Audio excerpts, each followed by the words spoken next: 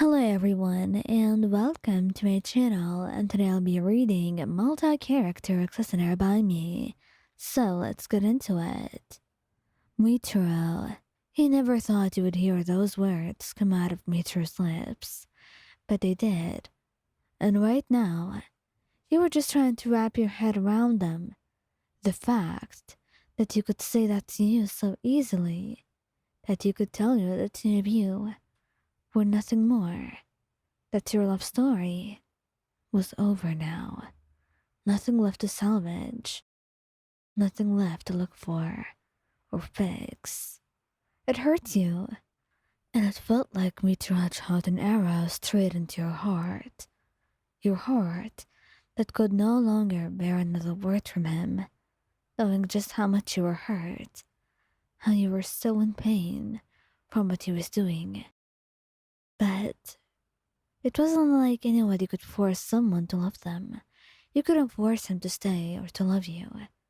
But part of you just wanted to know what you've done, or why you would never be enough, why you weren't enough even though you were doing your best. You were doing all you can, but somehow, in the end, it just was not good enough for him. Not satisfactory enough. Whatever you were doing, you had to be doing it wrong for him to hate you so much.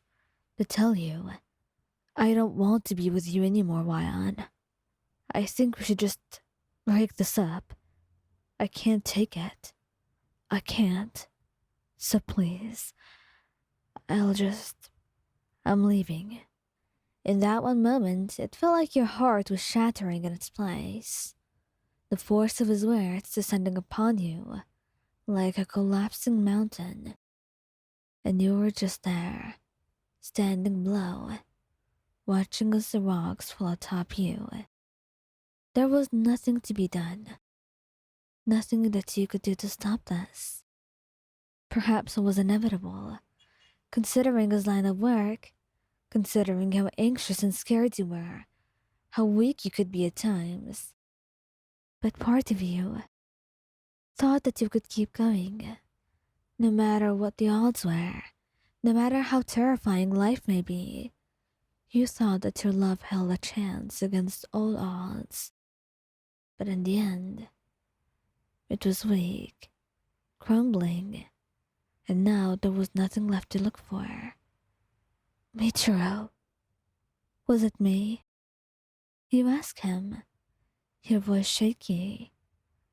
But when he turned around, there were tears in his eyes as he looked at you, shaking his head with a gentle smile on his face. No, Lion, it wasn't you. It could have never been you. If anything, I still love you as you were.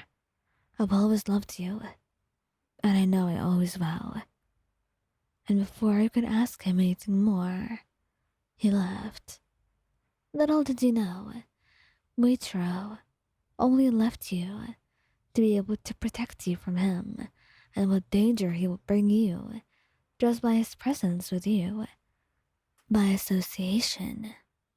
And right now, as much as his heart hurt for what he had left behind, he felt so much better knowing that you were safe. Rengoku. Well, Rengoku only did this because he knew that whatever was happening at home was too much for you to handle. Between him and his father and Shinjiro, things were a little bit tense. And, well, he didn't want you to put up with it. As much as he loved Shinjiro, he didn't want you to be his sole protector right now against his father. He knew it could be dangerous for you, and if there was one person he could take away from all of this, it would be you. And Shinjiro never wanted to leave their father. He'd offered it multiple times. He knew the old man could take care of himself, and if it came to it, he could just have a maid. But things were complicated. And most of all, he knew that Shinjiro loved him just as much as he did, no matter how cruel their old man was. but he was their father nonetheless, and they didn't want to abandon him. But for now, Rengoku insisted that the two of you break up. He couldn't just have it in him to see you keep carrying that weight of his family, of his father's happiness, Senjo's safety, and everything, just for him. And whatever love you had for Senjuro, and whatever hatred you had harbored for his father, over this short period of time. Rengoku, I never complained, I just want... I can't leave you, please. You begged him that day, but he held you by the shoulders, bringing you into his arms and stroking your hair gently. And I know, I love you. I love you, Mayan. And I need you to know that for me.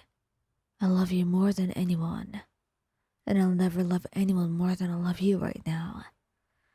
And maybe this will be temporary. Maybe he'll get better.